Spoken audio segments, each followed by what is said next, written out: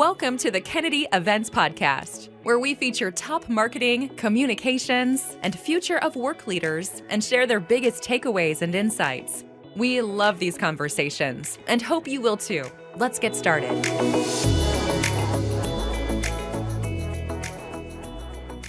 Hi, today I'm talking with John Silva. If Willy Wonka and Thomas Edison sponsored a love child and had Emeril Lagasse bring it into this world, it would be John Silva. And John thinks his parents would be okay with that description. Today, when he's not wearing spandex and trying to save the world, he is the president of a hospitality company called Always Fishing that focuses on creating memorable moments narrated by food and beverage. Hello, John. Hey, I'm so happy to be here today. I'm so glad you're here with me. It's great to catch up with you. So tell us about Always Fishing and how it got started. Yeah, absolutely. Well, in 2009, I started my own catering company, which was called Culinary, Catering and Events. And so we started out as a, farm to table food program that we were bringing farmers that we knew, connecting them to clients, serving dinners. And then over the course of 10 years, the business grew to a point where we were doing planning and design and working with incredible partners to bring events into the world. In 2020, we kind of all went into this new cycle together of the ups and downs and the pendulum swinging. And it was sort of an interesting time, not only for events, but also just in the psychology of being a business owner as to what the next step should be, especially if the events world was to come back, right? Because nobody really knew at that point. I know. And there was a time it felt like, oh, we just got to hang on for a couple weeks. Okay, a couple months. Okay, I might need to go do something else for a little while. Yeah.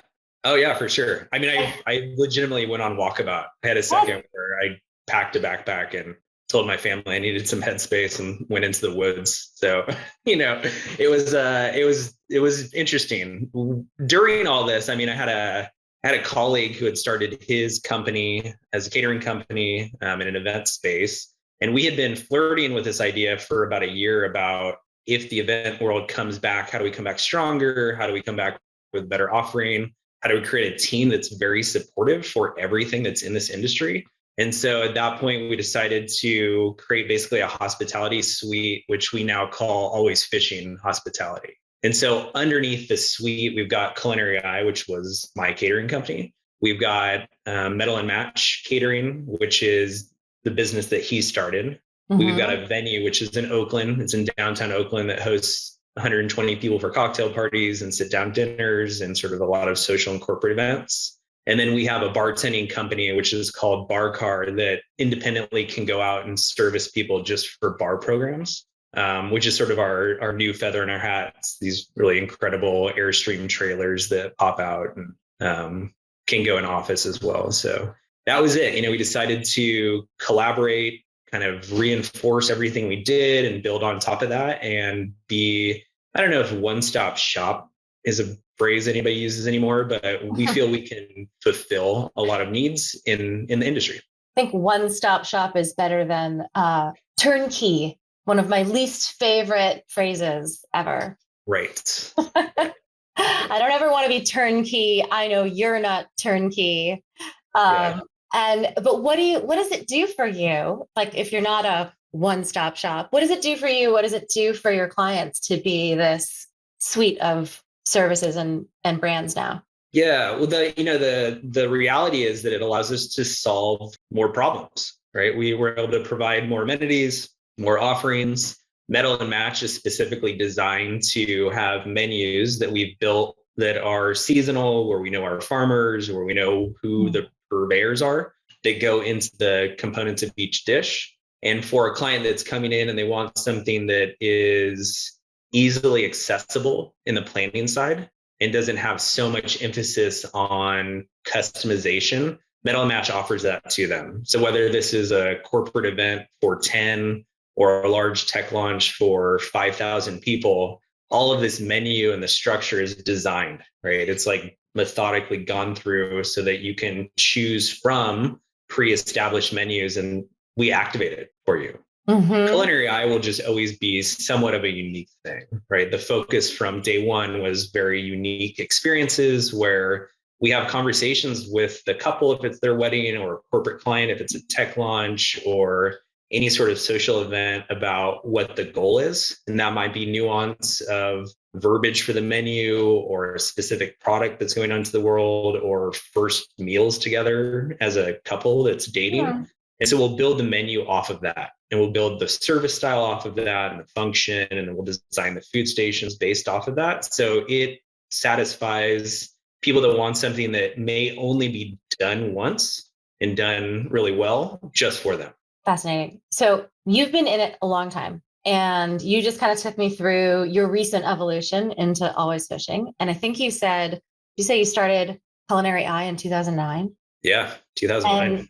And okay, Code, take me further in the Wayback Machine. How did you get started, and what were the early days of your career like? Yeah, I mean, way back in the day, and my mom will joke about this, is when I used to get in trouble, which was probably more than I needed to when I was a kid.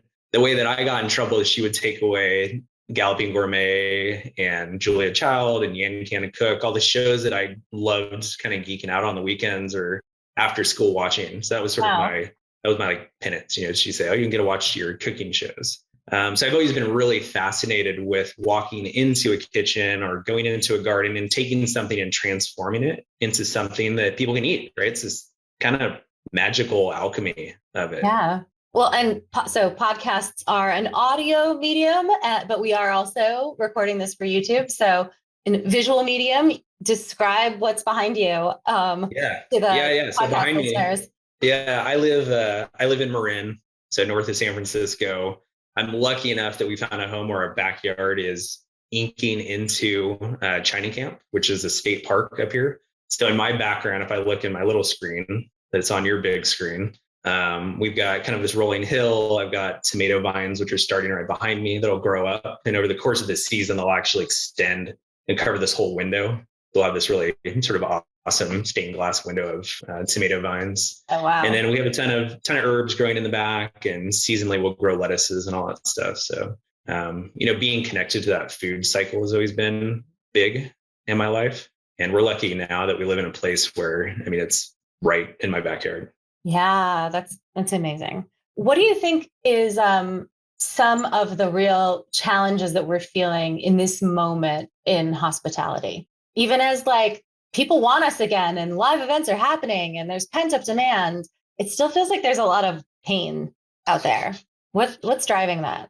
Yeah, I think pain's an interesting word where, I think what we're seeing right now is we're seeing a request for turnarounds for events that are based on timelines that would be awesome if we could do it. But the reality is, like, everything just takes a little bit longer, right? You have to get the rentals, you got to make sure you have the right staff, you got to make sure that everybody that you're sourcing food from to make the meals can get you those things. And then that trickles all the way to the day of the event. So I wish that it was as fluid and quick as it was a couple of years ago, but we're sort of seeing that the expectation is there that we can make things happen or make magic happen within days, where historically we were making all that magic happen, but we had months to do it. So that's one of the big ones. It's a tighter demand for tighter turnaround is one piece. Yeah.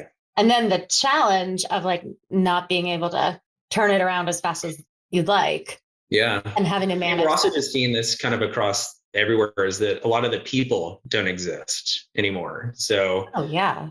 A lot of people are just gone, or they've moved on, or they've physically moved, or they've decided that the industry isn't right for them for some myriad of reasons. And so just getting the right people back into the event cycle is, it's present for everybody every day.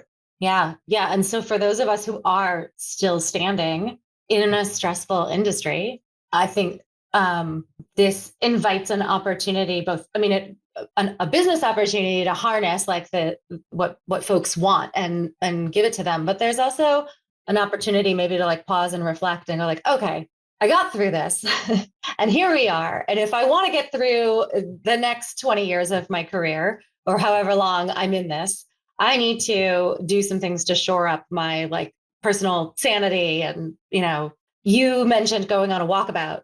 what were some of your takeaways from muddling through or like finding space and sanity? And like, what would you do, the next time there's a serious hiccup? How might you bring some of that into self-care? Yeah, self-care. I mean, I think the self-care, especially as a business owner, somebody that's grown something from day one on, is that the reality is, I mean, to some extent had defined who I was. So having it taken away by something that was out of my control, it's sort of an insane moment where you go, wow, I'm sort of losing part of me, part of this core, part of my definition of myself. And there's no way that I can prevent that from happening except for keep pushing into some new creative facet. So during the pandemic, we built new businesses that were all underneath the original framework of Culinary Eye. What did that feel like at first? And what you just described, that scary kind of like ego identity moment of like, okay, a part of me is going away right now. It's completely out of my control. What did that feel like then? Yeah, I think, that creation moment, I think I'm also a father, right? So I have two kids. I was almost like losing a kid or all of my employees. I'd almost created an archetype where I felt responsible for all of them. So that hopelessness of losing like a child to some extent, although it's not that extreme, Right. Was sad. It was scary. It was helpless. Yeah. Helplessness, sad and scary. And so how did you sit with that, or how did you ultimately overcome it? Besides, I mean, I see what you did. You invested a lot of energy in building new things, which is exciting. Yeah. But before you got there, what'd you do? Yeah. I mean, I think I had a breakdown, I think I said, oh my God, what's happening? How do we do this?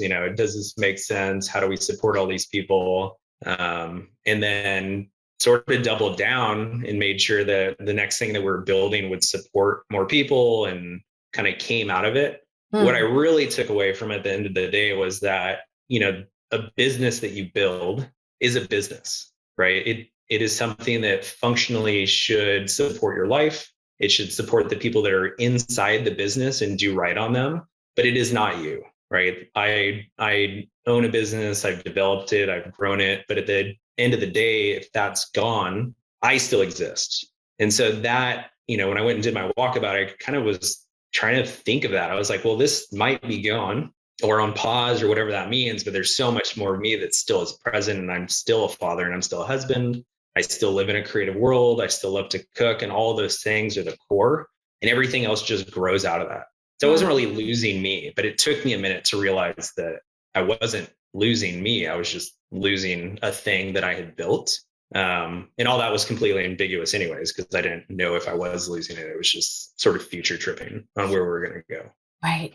Right. Oh, that's great. And so, sorry, I kind of interrupted my own question, which was like, and what would you take from that and apply to, without future tripping?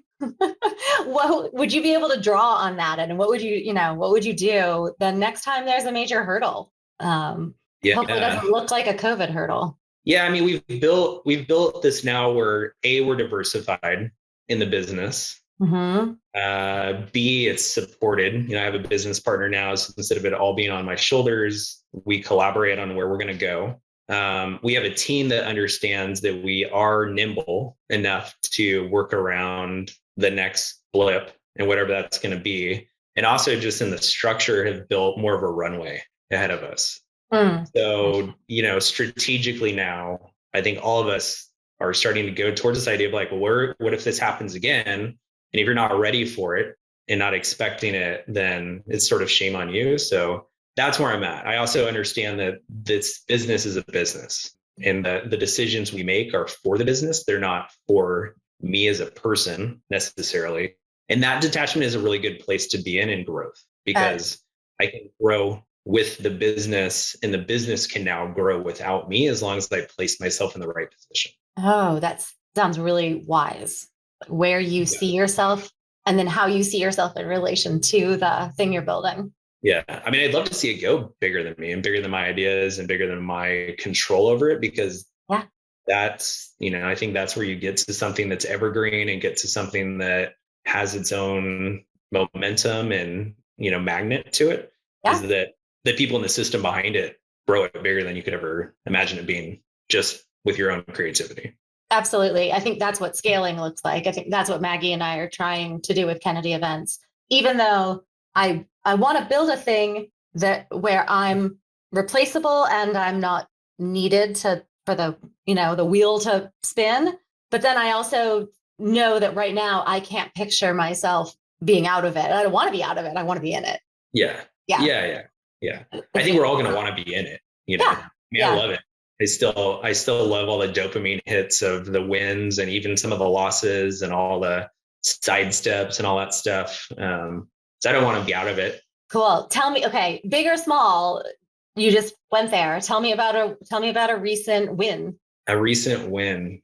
I think we're hiring really well right now. So it's not like a specific event. I just think that we've brought back some sort of a culture of the business where people want to work here and they want to feel like they're part of something that is dynamic and providing service and making people smile again. So we've had a couple of recent hires that you can see the light, like the twinkles back in them. And so I feel like now those wins of people coming in and being engaged are what are driving me. It's sort of this, finances aside and event specifics aside, seeing people come in that want it to be better and do better. I feel like those are the big wins right now.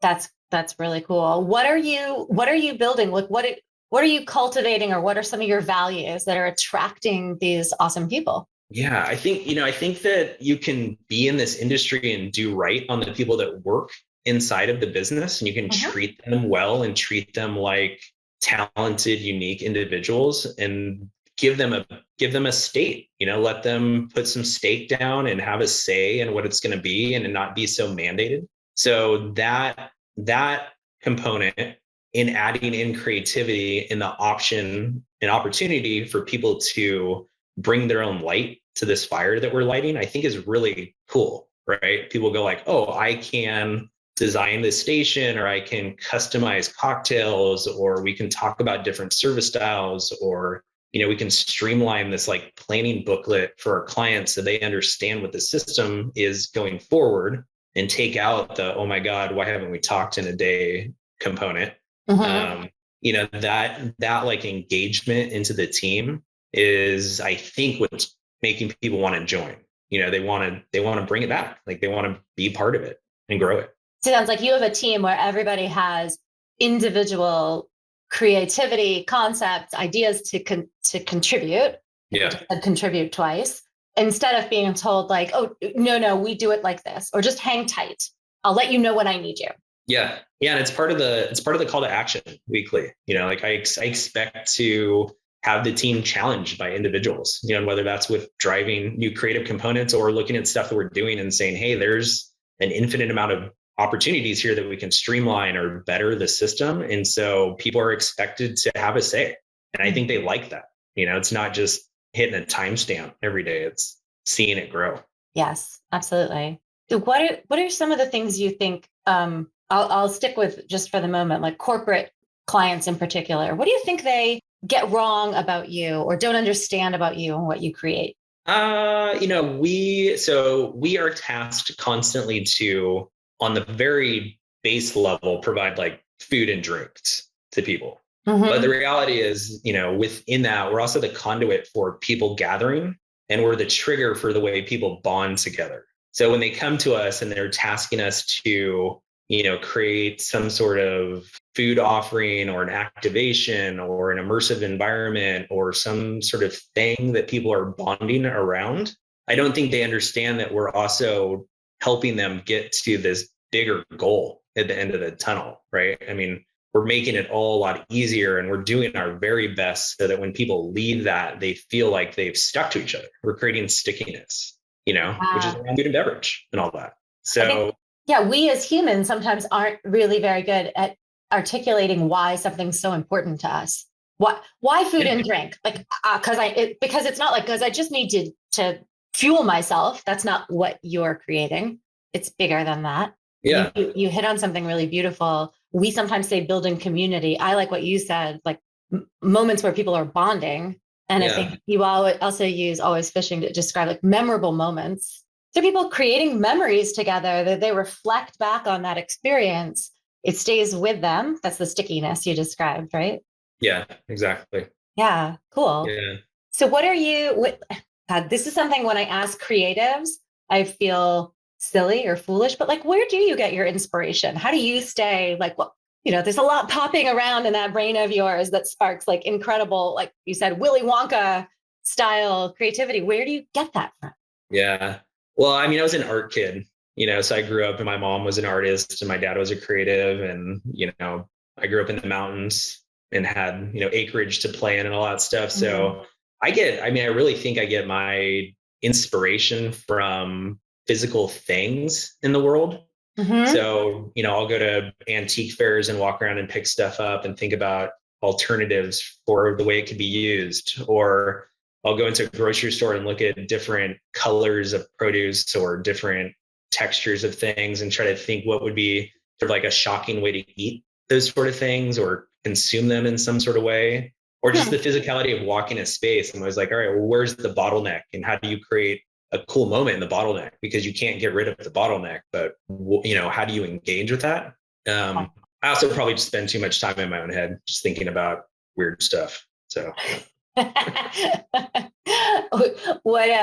kind of dovetails into a question about like, what are some of your strange quirks, habits, or hobbies? yeah. Too much about weird stuff. Yeah, before Culinary, I had a pottery company. So, in growing up as an art kid, I didn't really think that I would be in catering as a business or in event production as a business. I started working in kitchens when I was 16. So I've been in the industry forever, but I thought I was going to be a ceramic instructor. I thought I was going to sit around at a college teaching kids how to throw clay and, do all that. So I still do pottery. I mean, it centers me, to use the word as a pun or, whatever. I like it. I also spend a lot of time on my bike.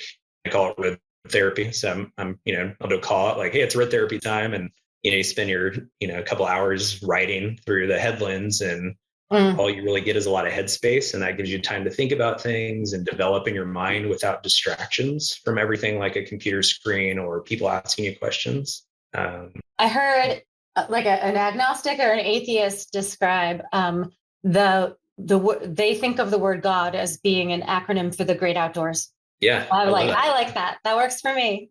Yeah, I love that idea. Yeah, so you're like out there connecting with the great outdoors. Yeah. Without the distractions of, everything else that we're living in our day-to-day lives. I think if you can give yourself a pause or give yourself a little bit of respite from, external questions, I think that's really important. I think that's why pottery is interesting because you're focused on a center. I mean, it's all about centering and it's all about pulling and pushing and spinning and all that stuff. And you're making something. And I think for some reason, cycling is similar to me. You're thinking about focus and balance and forward motion and spinning wheels and all that stuff. And I think you open yourself up to that. It recycles your mind. And I think that's there. Now you're being punny, but I love the like way you tie those things together in circles. I really like that a lot. What are some things that you're like super like projects or experiences you've created in any of the brands under Always Fishing that you're proudest of? Yeah, I think that, I think going oddly three-dimensional in our food has been something that I've really loved that we do, where you can walk into an environment and, pull food out of trees or pull things off of walls or have peekaboo windows pop out where a chef's handing you something. I think those punchy moments where it's unexpected, they read really well to people, and the food's always really good, but the service or the function of the food going into the world, if it can be captured as an image or be part of the conversation that bonds people together, that's where I really sort of love what I do. It's not just using the plate to place it, right? It's using the place to place it. And that place becomes sort of important in just navigating people through their event space. Very cool. Very cool. Oh, you mentioned a little bit with Bar Car that it's, in and of itself, visually compelling and three-dimensional because you're doing it in Airstreams. Yeah. How What's your tiniest Airstream and how are you going to get it up into a corporate office tower? Yeah, so it's the trailers themselves are pulled. They're these incredible Airstream trailers have been converted, so they pop open. It's very like Inspector Gadget, where bartenders sit inside of them. There's a mobile bar component too, which actually scales from a 5-foot bar and it has a length, and it's all the flashing, it's all the metal of the Airstream itself. But that can be inserted onto a roof deck, or it can go into somebody's office, or it can stand in between the two carts. And then in the same sort of playful way that we work with food, now we're able to do cocktails that have whimsy to them and cool ingredients and incredible showability to it. So, as a new feather in our hat, just playing around with those offerings it's real fun. I mean, it has us all really excited. I love it. So you have like a small option for a bar cart that can look like an Airstream. It's got that. Yeah. We called it flashing, like the metal and the rivets, and yeah, exactly. evokes the bigger component, which is a lot of fun. Airstreams that just sort of say playful to me. Anyway, they just are. Yeah, fantastic. Where do you within the industry, like where do you see opportunity? Where do you see if you had to forecast the future, what do you think like the next 2 to 3 years of like exciting opportunity look like? I think if we all focus on the interaction of our clients as the epicenter of where events will get better, I think that's it, right? So for the people that are providing food and beverage, and they're doing it more as a function of satiating hunger and thirst, I think that's a limiting idea, or limiting maybe our kind, because people are maybe not going back to the office, right? So if you're just doing food and you're just doing beverage, I mean, who cares? You can do that at home. It's not a big deal. But if you can create some sort of an event or some sort of lasting impression, and you can make people engage and interact with each other in a new way that really bonds them together,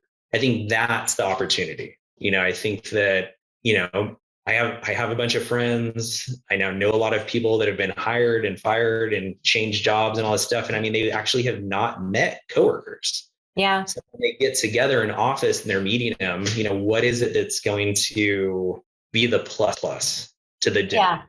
Yeah. And make that moment lasting. Like you were talking about the stickiness factor, because that is going to in some way sustain people, satiate some part of them that really wanted to connect with one another. But if it's just like, hey, you took a meeting, you hung out, you were given a boxed lunch and you went and sat in the corner and ate it.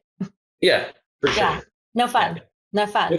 Yeah. We were just asked to do a really big event, a really large event, and they just wanted buffets. And people were coming back to the office for the first time, and the guest count was really big. And I mean, we turned the business away because I couldn't get around my head the benefit of being an employee to go stand in line and eat out of a buffet. And I don't know if that's smart for the business of what we do, but for the long-term experience of what we're trying to help people create, I just couldn't get there, So, and somebody's there, somebody will feel that need for them. It's just not, I think, what we want to do going forward. So that happened. And then we had another client that was really just all about engagement. So we ended up doing this really fun oyster shucking Olympics prior to their dinner. And then the oyster stations were something that everybody got to hang around with. There was a component of, plating it. There was the speed challenge part of it. And just seeing people laugh and make fun of each other and have victories and all that stuff. I mean, it wasn't incredibly, I don't know, nuanced, right? It was just shucking. Right. But at the end of the day, I mean, we still are getting feedback from that client that on the next one, they want to do something else similar to that because it was such a good way for their team to bond and meet each other. Yeah, that doesn't have to be like overwrought or incredibly high production. I mean, I assume you had the chainmail gloves though, like no hand stabbing. We didn't, but we thoroughly hazed people that cut themselves. So. Oh gosh, that'll solve it. Yeah. Just shame them. Yeah, we just shamed them. Shamed them right out of the pain. It was totally fine.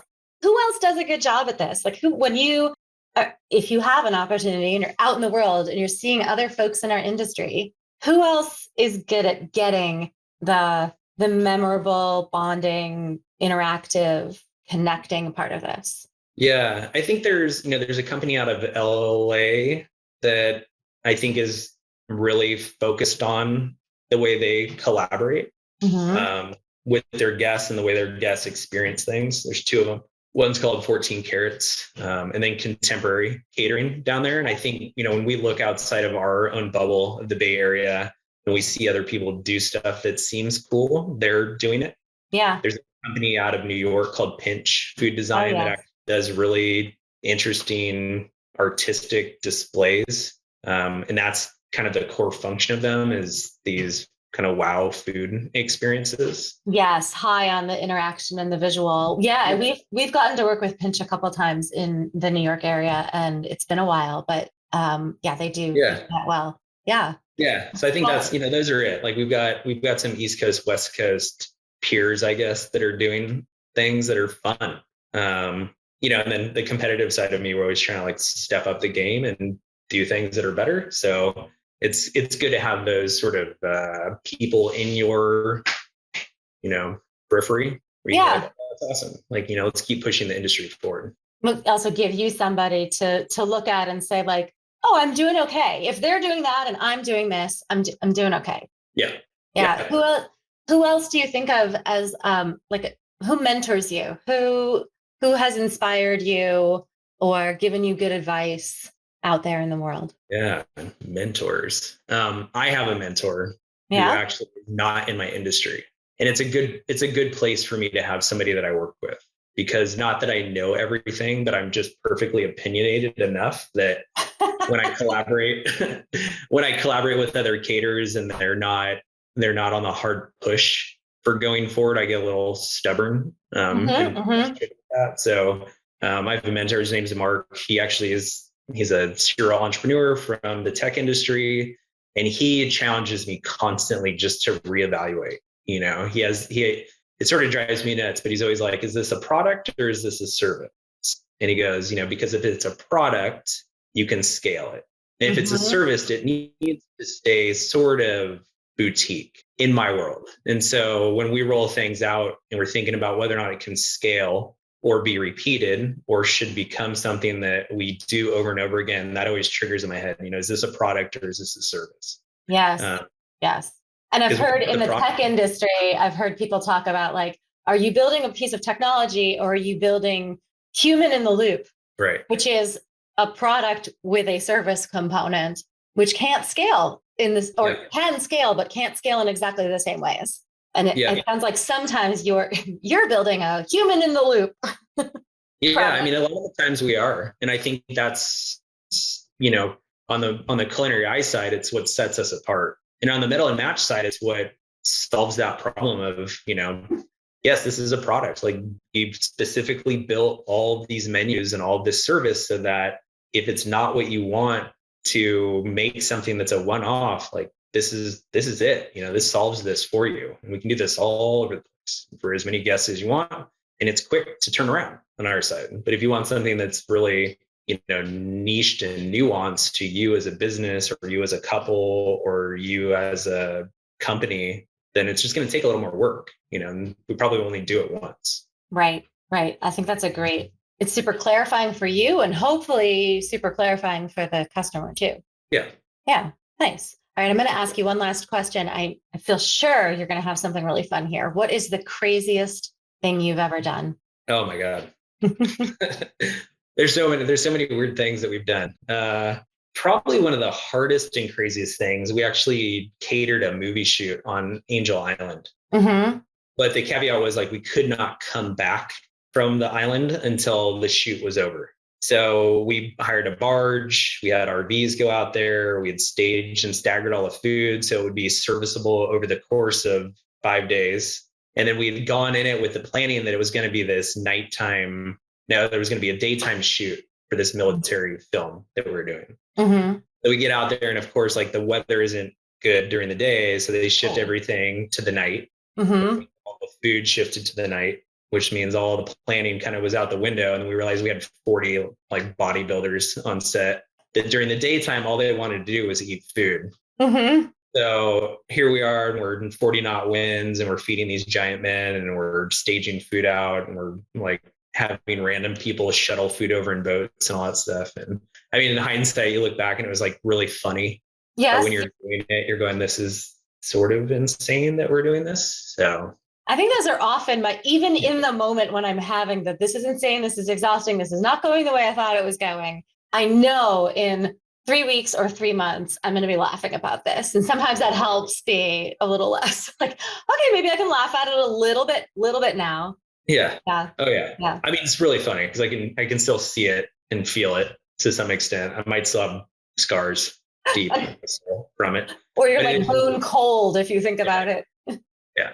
It's just that whole thing. I mean, you can always plan everything down to the T, but you know, there's some forces out there that are bigger than that. And you just kind of have to just keep going forward. Yeah. Right. Well, I've been talking to John Silva, president of Always Fishing Hospitality Group. John, where can people learn more about you? Yeah, we've got our websites up. So culinary.com. You can check out metallandmatch.com. And then you can see our suite at alwaysfishinghg.com. And of course, we're all over Instagram, and I think we're on Twitter. Probably. And if you've found this podcast, you'll be able to find the show notes that have all of those links in them too. So it was awesome talking with you today. Thanks. Yeah, good chatting with you too. Yeah, really good. Thanks for listening to the Kennedy Events Podcast. Come back next time and be sure to click subscribe to get future episodes.